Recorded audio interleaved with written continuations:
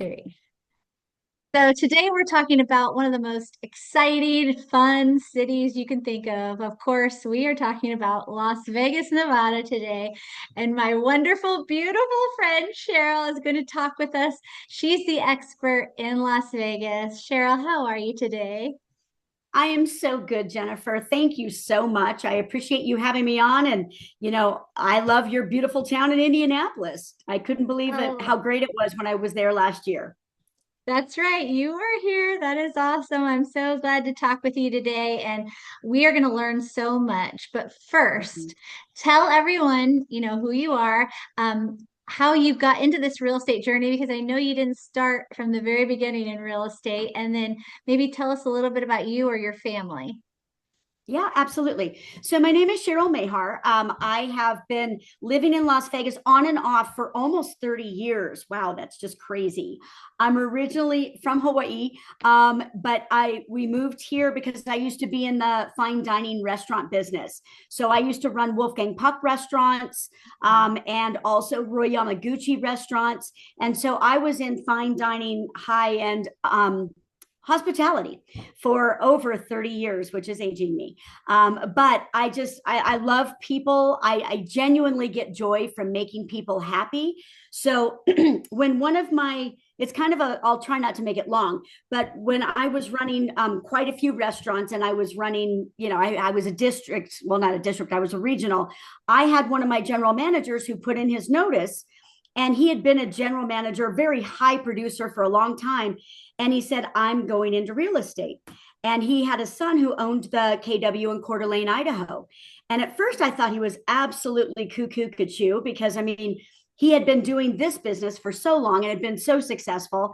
And then he just started calling me, doing what we do best, calling people, making those calls. And he kept telling me, he goes, Cheryl, every time I think of who should be in this business, it's you. And he literally stalked me for about 2 years. And then COVID happened. And then with COVID, I was doing a ton of traveling, and traveling sounds really, really very, very luxurious and fun until you're doing it for a living. And I just kind of started thinking, maybe the real estate might be something because it's still with people, it's still dealing with hospitality. And like I said, there's no better feeling in the world than making someone happy. And that's what we do. So I kind of gave myself a quest, so to speak. I was like, if I take the test and I pass it on the first go, then that's a sign. And so I did. I took my test, I passed it on the first go, and I gave my notice the next day. And I've never looked back since. Oh my goodness. It's so funny because, before I knew you well, I had heard you talk about being in the hospitality industry prior to real estate. And I was in the hospitality industry in hotel management as a career prior to real estate. So it's just, I feel like we get along so well, and I just love your energy. But honestly, I think that someone going from the hospitality industry to real estate is such an easy transition, because our number one goal was to serve people. So basically, all we did was serve people, and that's what we do in real estate. We serve our clients. We do everything we can to get them what they need. And so I feel like, if anyone's out there in the hospitality industry, I think the real estate industry is a good transition. I love it like you do because I love serving people. And I think we need to Mm. remember that, especially, when you're looking, people out there watching this video, when you're looking to hire someone who is eager and willing to serve, right? Yeah. Well, and I think between the serving part, because that's something that obviously gives us joy, but also when you're in the hospitality field, you are used to long hours and hard working. You're not just used to sitting behind a desk. So you're used to, being, working on a Saturday. You're used to long hours and making sure that you don't quit until you get it done. So I do think the transition was easier for me than probably a different vocation. But it was still, like I said, I still talk to all my CEOs and CFOs, and they're like, are you coming back? And I'm like, never. I love you, but if you need to buy a house, call me. But yeah, I'm super duper happy and love what I do. I love it. And there's a lot of people in the hospitality industry in Vegas. So again, Cheryl's the expert. She can help you on your real estate journey. I love that so much. But anyways, let's talk about real estate. So, obviously you serve the Las Vegas area. What is the real estate market like there right now? So, we're still considered a seller's market. However, we're really, really teetering to that balanced market. We have about 3.5 to 4 months on inventory. So we're really a balanced market right now. So what I've been telling, because I do sellers and buyers, is that honestly, there's opportunity for both.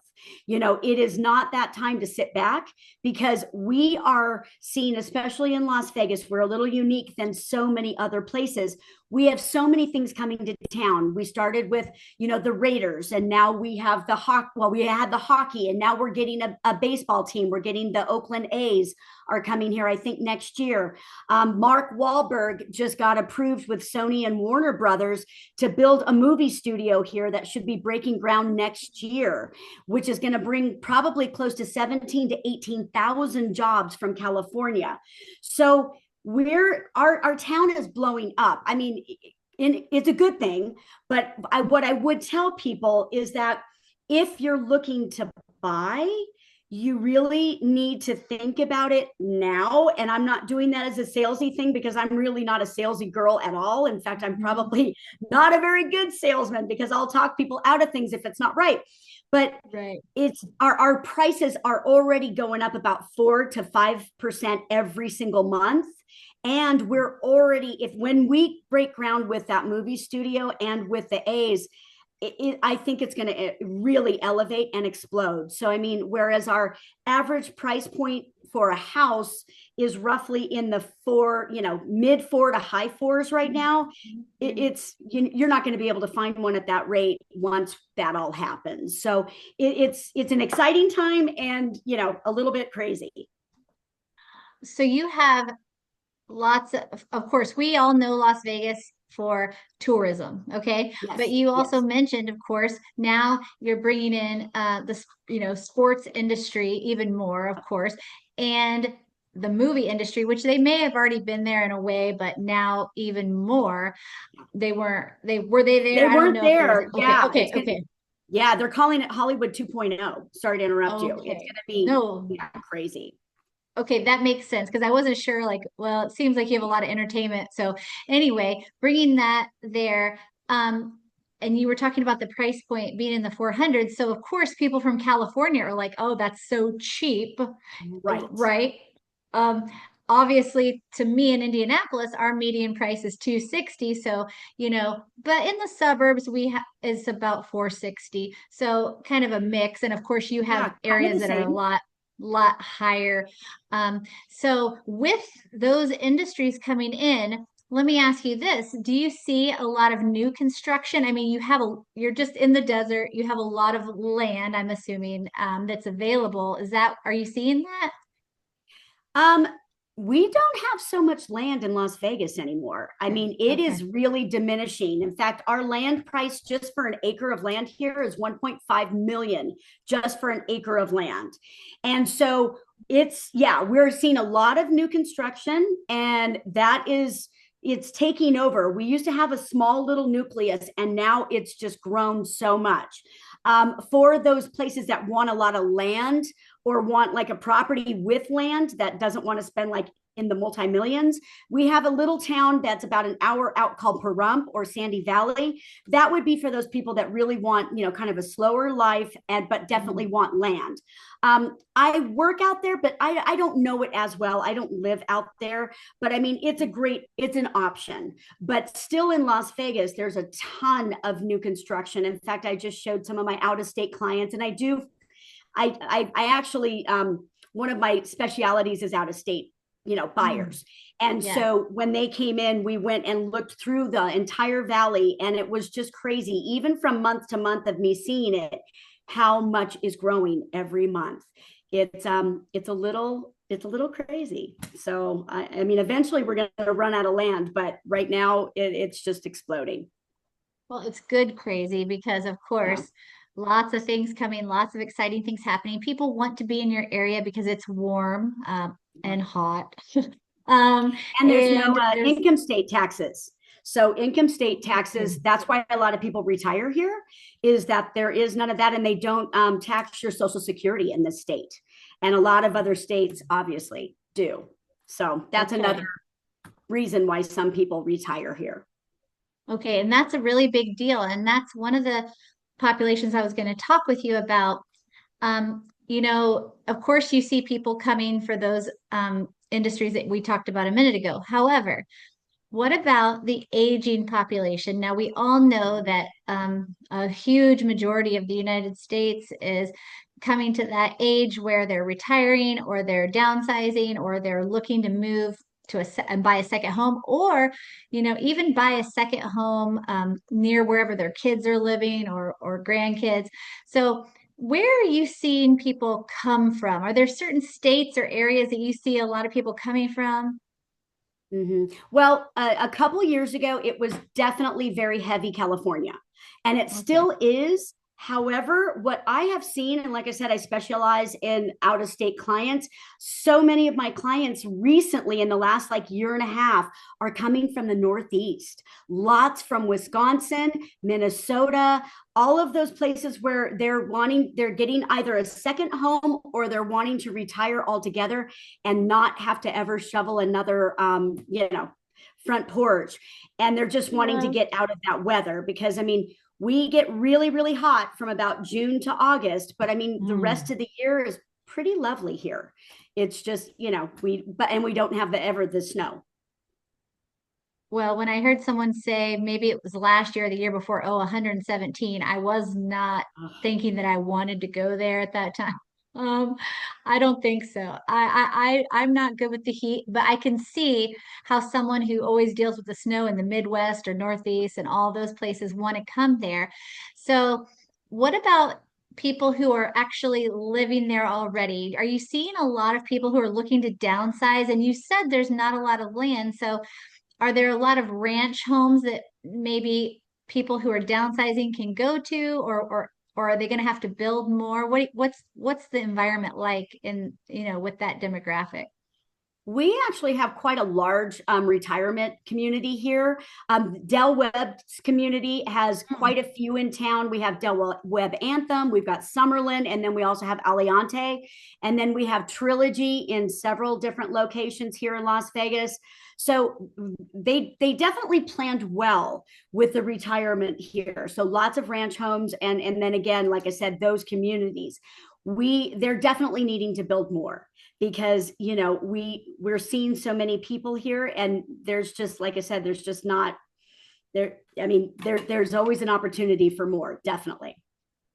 I agree with that because here in Indianapolis, we have quite a few of those Dell web communities. Like they're springing up everywhere, and I'm going to a grand opening for another one next week. But honestly, they fill so quickly. Yeah. Obviously, there is such a need everywhere for this, Mhm. for this type of community. And I think there's some people that I've spoken to in other cities where they haven't started building. So I think it's just going to be in the future, it might be a little tough with the amount of people who are trying to downsize. We're going to have to get creative and see what we can figure out. So let's talk about, okay, I'm passionate about this because, you were in hospitality and so was I. Um, when you have a town that thrives on tourism, Mhm. is it hard for the people who are working in tourism to find affordable places to live? Because, and it may not be in Las Vegas, but for example, in Charleston, South Carolina, I lived there to open a hotel at one point.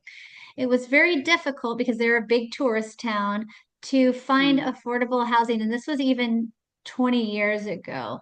So have you seen that, or are people who work in tourism having to move to the outskirts of town? Well, the whole Las Vegas area is pretty much built. Whoever like constructed it did a really good job, whereas the strip is the nucleus and everything kind of goes out from there. So there's really not anywhere in the Las Vegas, greater Las Vegas, Henderson, Boulder City area that's more than 40 minutes away from the strip, which is great. Having that said, affordable housing has become an issue here. It has definitely become, well, it's probably still better than, it's definitely better than like California or Hawaii or any of those places. However, coming from where Las Vegas really built its housing on being the affordable place to go, with the influx of all the California buyers and a lot of the back east buyers, it has really driven prices up. So rents are pretty, I mean, they're pretty crazy. I mean, they're still maybe I don't even know how to really gauge that, but I will say that I hear from people that are renting that, you know, it's expensive. It's expensive. I mean, it's not much less than having a mortgage when you're renting a house. So our first time buyers, is this price point of, you know, the median price point of 400 plus thousand, is that difficult? And are there other creative solutions like townhomes or condos that are a little Yes. bit cheaper? Yeah, so I have a couple first time buyers that I'm working with right now. And initially they, you know, they came in, you know, definitely thinking Vegas maybe 10 or 15 years ago that they could get a house with a pool and everything for 450,000. It's just really not going to happen for the most part in certain areas. And so what I'm finding, and really a great solution, is we have some amazing townhouses in Vegas that come with a garage, come with great amenities, the community pool, all of the stuff. So if they're open to that and they don't really feel like a condo, because literally you have your own door, you have your own entrance, you know, if they're open to that and once they see it, usually they're like, oh, I could do this. And then it comes in a lot less. I mean, you can probably find something awesome between, you know, 3 and 4, which is most first time buyers, you know, budget. And so, yeah, there are alternatives. And if they're really, really wanting to go for that, just that single family, then, you know, we can be a little creative if they're open to a little more of a drive. Okay, well, that's good. At least there's some opportunities out there for the first time buyers. Yes. So another group of buyers, and I'm assuming that they do look at Las Vegas, but as have increased, have you seen people who are coming to invest maybe in Airbnbs, um, maybe you know, just any sort of single family homes to rent out? Have you seen an increase in that or a decrease because the prices have went up? I have quite a few of my clients that have bought a second home for a, you know, as an investment property and they're renting it out. We have some great property managers out here. As far as for sale, I mean, as far as VBRO and Airbnb, about 2 years ago, they made it very, very difficult to do that in Las Vegas. And so, and I get it, you know, the old slogan, what comes to Vegas stays here, you know, that whole slogan of, you know, all the craziness that can come. Well, let's be honest, bachelor parties and all that stuff were coming here and renting these places. And so all the people in the neighborhood put a kibosh to most of it. Mm. So what I've had to tell my investors is, if you're really looking for something like that, you want to be looking primarily in Henderson because their city ordinances are a little looser and you need to find something with a 0 HOA. If it has an HOA, for the most part, which I'll just be frank, most of our properties do, Mhm. we have mostly master planned communities. You know, the odds of being able to do VBRO or Airbnb has become very difficult. Got Yeah, it. Okay. kind of a Well, bummer for investors. Yeah, hey, that's it okay. is what We it like, is. Yeah, yes, we like to know what's going on in each city. And, you know, it seems like one of the best opportunities would be for people to come who are looking for second homes, vacation homes, and things like that, or even to relocate altogether. just to So, relocate. say Yeah. someone is coming from Indiana, um, and they want to relocate where you are. Are there some really hot, in quotation, you know, areas or popular areas that people are looking at right now? in the Vegas area? Yes, there are. There's an area called Summerlin, which is, it's basically kind of known as our Beverly Hills of Las Vegas. But also there's an area in Henderson, which has, really, really started building the, five, six, $26 million homes on this ridge that have all the views of the strip. And so our luxury market here has also really, really exploded. But then there's also a brand new area in the Northwest called Providence and Sky Canyon. And I'll tell you, 5, 10 years ago, it was like no man's land. And now it is like, it's got really, really great homes. They're slightly less expensive than like Summerlin. That's right there. But I mean, it's just become kind of a hot area that people are looking at for sure. Okay, I love that. Well, I'm just gonna say I have never been to Vegas, okay? I'm Oh just gonna admit my it. gosh. I'm You gonna need to admit come. it. I know. I have flown into the Vegas airport a few times. I've seen the little slot machines in the airport. That's it. I've seen it from the plane. I definitely need to come. I feel like I'm missing out. It's funny because obviously people know Vegas for gambling and casinos and things like that. However, in Vegas, if someone moving to Vegas doesn't really love that really crowded scene, what other things do you have to do that are outside Vegas?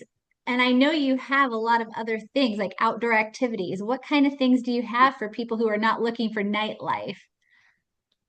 Well, and hey, I'm that girl. I worked on the strip for so many years that, if unless somebody's in town and I go and meet them, that's really Mhm. not going to be where most of us who live here go, unless we have to Okay. work there or somebody's in town. So this all the outskirts have everything that you would need. All the dining is out there. Even some of the big celebrity chefs have all taken little satellite, restaurants out to the suburbs because they know that that's where the locals eat. But there is so much to do in Las Vegas. We have the Red Rocks, which are right outside of Summerlin, which is some of the best hiking you'd ever see in the world and one of the most beautiful areas in the world. We've got Mount Charleston, that's about 45 minutes away. We're in the winter. You can go skiing there. It's got a great lodge.